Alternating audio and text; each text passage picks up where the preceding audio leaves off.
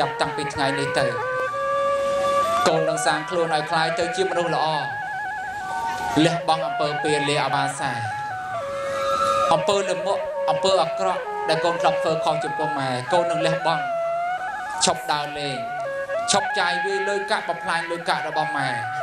ឈប់ពោលពាក្យគំរោះគំរើយពិតជាវិសេសមែនចាប់តាំងពីម៉ែទទួលភារៈជាម៉ែរបស់កូនជាកូនដែលម៉ែមិនធ្លាប់បានឃើញមកពីមុនមក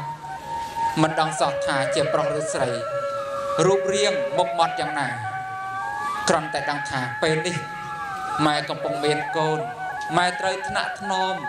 ថែរក្សាផ្ទៃពោះរបស់ម៉ែដោយថ្នាំគ្រប់ប្រភេទជាថ្នាំដែលអាចជួយរក្សាកូនរបស់ម៉ែដែលពីមុនមកម៉ែមិនដែលចាប់អារម្មណ៍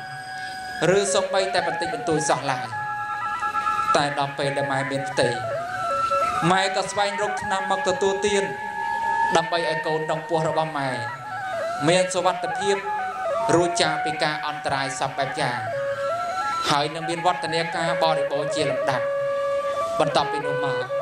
ម៉ែកាន់តែមានការប្រុងប្រយ័ត្នខ្លាំងឡើងរបស់ណាធ្លាប់បរិភោគសូម្បីតែមានរសជាតិឆ្ងាញ់ដោយខ្លាចក្រែងមានអន្តរាយដល់កូនក្នុងផ្ទៃរបស់ម៉ែម៉ែស៊ូអត់ធន់អត់ប្រោះដើម្បីសេចក្តីសុខរបស់កូននេះគឺជាទឹកចិត្តមេត្តាដែលផុសចេញពីសន្តានធាតុពិតរបស់ម៉ែគ្មានសេចក្តីស្រឡាញ់ឯណាបរិសុទ្ធមុតថ្លាដោយសេចក្តីស្រឡាញ់របស់ម៉ែឡើយព្រោះសេចក្តីស្រឡាញ់របស់ម៉ែជាសេចក្តីស្រឡាញ់ដ៏ស្មោះត្រង់គ្មានការឆោបបោកមានកូនខ្លះធ្វើបាបលោកកំពុងនៅម្ដាយទាំងនៅរស់